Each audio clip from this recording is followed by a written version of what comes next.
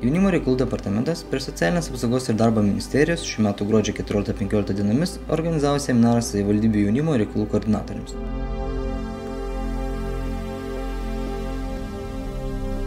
Renginio metu buvo pristatytos šių metų ES politikos tendencijos bei kitų metų prioritetai, bendra švietimo mokymo jaunimo ir sporto programa Erasmus visiems, savanorystės metų įgyvendinimo rezultatai Lietuvoje, Europos vyresnių žmonių aktyvumo ir kartų solidarumo metų veiklos, jaunimo reikalų departamento 2012 metais veiklos gairės, neformalaus vaikų švietimo kaitos kryptis ir praktinis įgyvendinimas.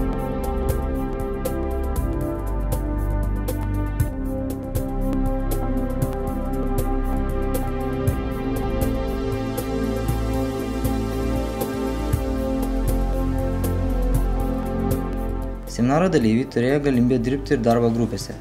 Sudarytų darbo grupių temos buvo dėl struktūrinio dialogo įgyvendinimo vietinių lygmenių, pasiūlymai dėl kompetencijų įgytų per neformalųjį mokymąsi pripažinimo, pasiūlymai Europos vyresnių žmonių aktyvumo ir kartų solidarumo metų veikloms, trūkstami jaunimo duomenys savivaldybėse bei jaunimo informavimas ir konsultavimas regionuose poreikiai ir galimi partneriai.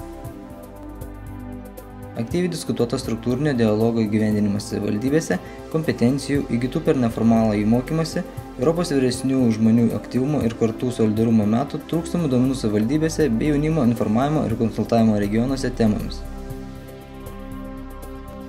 Reikalų departamentas sukviečia koordinatorius iš visų Lietuvos savivaldybių, iš kitos pusės yra kviečiami tie žmonės ir tų institucijų atstovai, su kuriais jaunimo reikalų koordinatoriai atlikdami savo pareigas susiduria dažniausiai. Tai yra ES programos veiklus jaunimas atstovai, tai yra iš kitos pusės įvairių ministerijų bei žinybų atstovai, su kuriais tenka bendrauti dažniausiai gyvenant jaunimo politiką.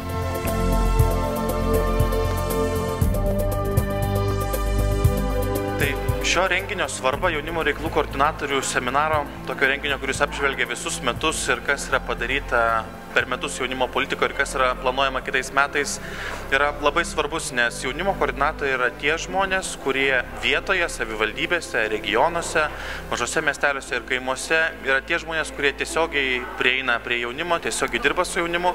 Ir labai svarbu, kad tie dalykai, kurie yra kuriami valstybės lygių, koncepcijos, programos, prioritetai, jie pasiektų tą jauną žmogų, kuris tiesiogiai gyvena mažame miestelė ir mažame kaime. Todėl koordinatoriam, kurie dalyvauja čia, yra svarbu gauti pačią naujausią informaciją, aktualiausią ir taip pat duomenys. Kitas dalykas, dėl kurio manau, kad svarbu jaunimo reikalų koordinatoriams susitikti, tai yra žmonių tinklas, kuris yra pastoviai besikeičiantis, besikuriantis organizmas, jeigu galima tai pavadinti, kur žmonės reikia naujus kiekvieną kartą įtraukinėti tą bendruomenę ir taip pat ta bendruomenė turi, sakykime, ilgas bendravimo, buvimo kartu tradicijas, todėl žmonėms susibėgti kartu, pasišnekėti, pabendrauti, pasidalinti įspūdžiais, metų nuveiktom veiklom ir darbais, pasiekimais, rūpesčiais irgi yra labai svarbu. Todėl manau, kad tokio renginio prasmė yra labai didelė ir labai džiugu, kad jisai vyksta jau nebe pirmus metus.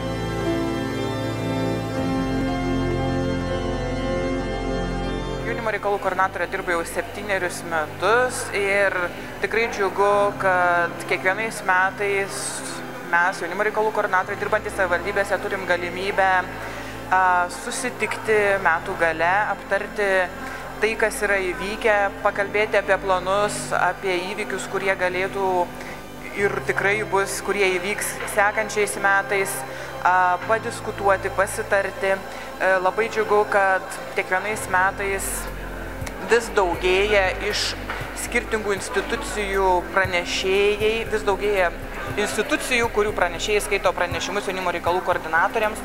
Tai tik tai patvirtina, kad tarp institucinis bendradarbiavimas yra svarbus, kad jaunimo reikalų koordinatoriai yra matomi kaip jaunimo politikos veikėjai savivaldybėse ir kad kiekvienas iš mūsų galime prisidėti prie jaunimo politikos formavimo ir įgyvendinimo regione. Manau, kad kiekvienas jaunimo reikalų koordinatorius džiaugiasi galėdamas dalyvauti diskusijose. Džiaugiamės, kad šiame seminare buvo netgi 6 darbo grupės, kuriuose buvo kalbama skirtingomis visiems aktualiomis temomis ir kiekvienas turėjo galimybę pasirinkti jiems aktualiausią temą ir išsakyti savo nuomonę, tuo pačiu būti aktyvių jaunimo politikos veikėjų, prisidėti prie pasiūlymo teikimų tiek regioniniu, tiek nacionaliniu, tiek europiniu lygmeniu.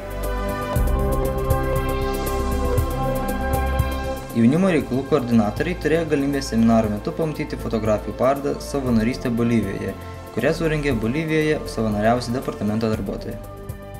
Savanorystė Bolivijoje. Bolivija tokia egzotiška šalis, kuri yra įdomi labai daugeliu žmonių ir dažniausiai net nežinom, kurgi ta Bolivija. O mes buvom 6 savanoriai Pietų Amerikoje, gyvenome pačiam centre pačios Pietų Amerikos ir iš tikrųjų galėjome pasidalinti savo patirtimi tarp šių žmonių. O šie žmonės tai buvo vaikai, jų tėvai, suaugę ir vyresnieji. Ir iš tikrųjų mūsų darbas buvo dalintis savo patirtimi, tai yra padėti vaikui suvokti, kad jis yra svarbus, kad individualiai skirtas dėmesys jam padeda atsiskleisti ir jis iš tikrųjų supranta, kad ta varginga aplinka, kurioje jis gyvena, tai nėra viskas, kad iš tikrųjų yra gerų žmonių ir ši paroda yra mūsų tikslas parodyti ir mūsų plačiai visuomeniai, atkreipti dėmesį, kad savanoriška veikla yra jinai naudinga ne tik tiesioginiams šiems naudos gavėjams, tai yra žmonės, pas kuriuos mes savanoriaujam, bet mums patiems.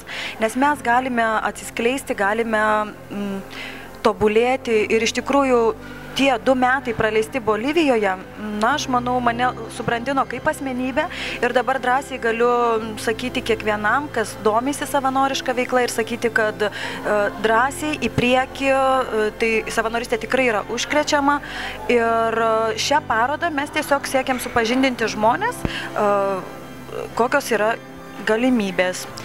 Ir paroda yra suskirstyta į 3 dalis, kur norim parodyti, kad ne tik skurdas yra tokioje šalyje kaip Bolivija, nes jinai yra pati viena skurdžiausių Pietų Amerikos šalių, tačiau yra ir kultūra, kaip ir matom, šitas vaikas, jisai labai spalvingas, tai yra folkloras, yra ypač gyvas jų širdyje nuo pat vaikystės, taip kaip lietuviai dainuojam, taip boliviečiai šoka ir iš tikrųjų šią parodą sieksime, kad jie apkeliautų kuo daugiau žmonių, jau buvo Seime, dabar jaunimo reikalų koordinatoriai gali susipažinti ir skleisti savanorystės idėją savo jaunimo tarpe, taip pat keliaus ši paroda į Klaipėdą.